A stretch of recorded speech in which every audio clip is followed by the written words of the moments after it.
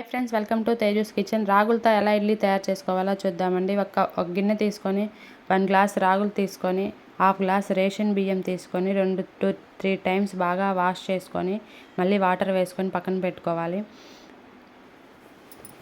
మరో గిన్నె తీసుకొని 3/4 కప్పు మినప్పప్పు, 1/2 టేబుల్ స్పూన్ మెంతులు తీసుకొని 2 టైమ్స్ వాష్ చేసుకొని బాగా నానపెట్టుకోవాలండి.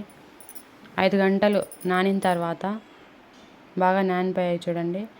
మళ్ళీ 1 టైం వాష్ చేసుకొని మిక్సీ వేసుకోవాలి. ఫస్ట్ మినపప్పు మిక్సీ వేసుకొని పక్కకు తీసుకోవాలి.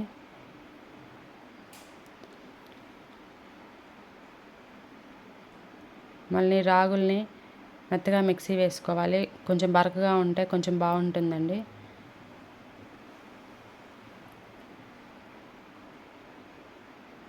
మినప్పప్పు, రాగి పిండి బాగా మిక్స్ అయ్యేలాగా బాగా కలుపుకోవాలి. నైట్ ఇది తయారు చేసుకొని పక్కన పెట్టుకోవాలండి. బాగా మిక్స్ చేసుకోవడం వల్ల ఇడ్లీ సాఫ్ట్గా వస్తాయి. మూత పెట్టుకొని పక్కన పెట్టుకోవాలి. మార్నింగ్ కల్లా పిండి బాగా ఫెర్మెంట్ అయింది చూడండి. కొంచెం పొంగింది కూడా.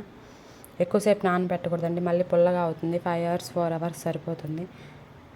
కొంచెం గిన్నెలోకి పక్కకు తీసుకొని సాల్ట్ యాడ్ చేసుకొని వాటర్ వేసుకొని బాగా కలుపుకొని ఇడ్లీలాగా వేసుకోవడమే. ఇంకా ఇడ్లీ పాత్ర తీసుకొని కొంచెం వాటర్ మరిగించుకున్న తర్వాత ఇడ్లీ ప్లేట్స్లో రాగి పిండి వేసుకొని